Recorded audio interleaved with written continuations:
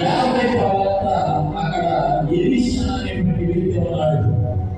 మీరు కనుక ఆయన సంప్రదిస్తే ఖచ్చితంగా మీరు పుస్తకం నుంచి మీరు స్వస్థత పొందుతారు అనేటువంటి ఒక గొప్ప సహాయం ఇస్తుంది.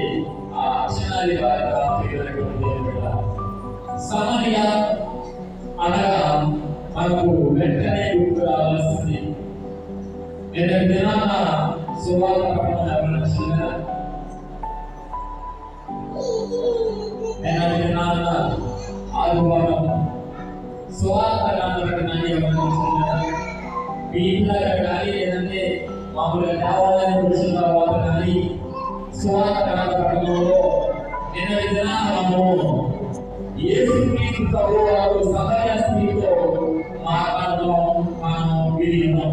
లేదంటే నిన్నటి సువార్త పఠనంలోనే యోహాను సువార్త 4వ అధ్యాయంలో 5వ వచనం నుంచి 42వ వచనం వరకు యేసుక్రీస్తు ప్రభువారు కూడా సమరయ స్త్రీతో సంభాషిస్తూ ఉన్నారు.